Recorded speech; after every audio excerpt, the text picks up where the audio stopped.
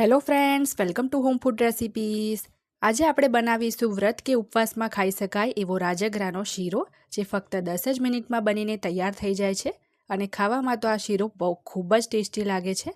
Perfect માપથી રાજગરાનો શીરો આજે આપણે બનાવવાનું શીખીશું, જેને તમે ગરમા ગરમ કે પછી ઠંડો ખાશો તો પણ એ એટલો જ ટેસ્ટી લાગશે।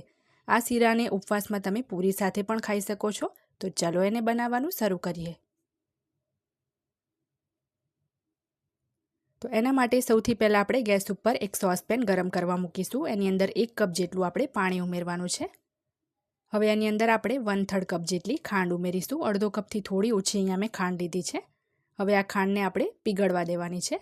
અહીંયા આપણે પાણીને વધારે ઉકાળવાનું નથી, બસ ખાંડ આપણી ઓગળી જાય એટલું 1-2 મિનિટ માટે જ એને આપણે ગરમ થવા દઈશું। તો 1-2 મિનિટ પછી તમે જોઈ શકો છો ખાંડ આપણી સરસ ઓગળી ગઈ છે અને પાણીની ઉપર થોડા થોડા બબલ્સ પણ દેખાય છે। તો હવે ગેસ બંધ કરી દઈએ। પાણીને બિલકુલ પણ વધારે ઉકાળવાનું નથી।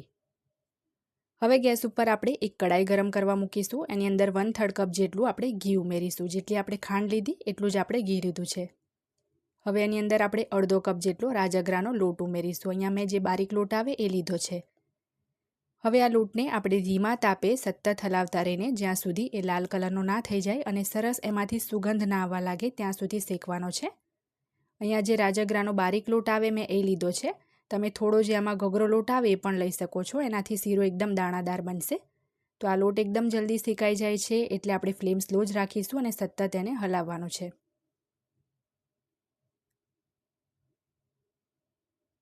તો 4 થી 5 મિનિટ પછી તમે જોઈ શકો છો લોટ આપણો સરસ શેકાઈ ગયો છે અને એનો કલર પણ એકદમ સરસ બ્રાઉન આવી ગયો છે। સરસ આ લોટમાંથી શેકાવાની સુગંધ પણ આવવા લાગી છે અને શેકાઈ ગયા પછી તમે જોઈ શકો છો લોટ આપણો પહેલાંની કમ્પેરમાં થોડો કન્સિસ્ટન્સીમાં લૂઝ પણ થયો છે।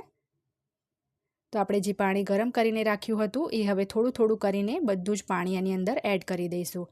એક બાજુ આપણે ચમચાથી હલાવતા જવાનું છે, બીજી બાજુ મિક્સ કરતા જવાનું છે, જેથી લોટમાં બિલકુલ પણ ગાંઠ ના પડે। તો બધું જ પાણી અહીંયા ખાંડવાળું આપણે એડ કરી દીધું છે। સતત એને આપણે હલાવતું રહેવાનું છે।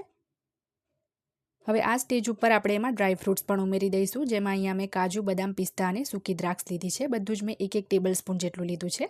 1 ચમચી આપણે ઇલાયચી પાવડર ઉમેરીશું। 4 ઇલાયચીને મેં છોલીને ખાંડીમાં વાટીને પાવડર કરીને લીધો છે। તો સરસ આપણે બધું જ મિક્સ કરી લઈએ અને જ્યાં સુધી આ મિશ્રણ આપણું થોડું ગાઢું ના થઈ જાય ત્યાં સુધી સતત હલાવતા રહીને એને આપણે કૂક કરવાનું છે। છેલ્લે તમે જોશો તો થોડું થોડું આમાંથી ઘી પણ કિનારી પરથી છૂટું પડેલું દેખાશે અને મિશ્રણ આપણું પેન પણ છોડવા લાગશે। તો હવે આ હલવો આપણો એકદમ સરસ પેન છોડવા લાગ્યો છે, તો આપણે એને સર્વ કરી લઈએ। ઉપવાસમાં જ્યારે પણ તમને કંઈક ગળ્યું ખાવાનું મન કરે ત્યારે આ રાજગરાનો શીરો તમે ચોક્કસ બનાવીને ખાઈ શકો છો। મેઇન ડિશમાં પણ ખાઈ શકાય છે।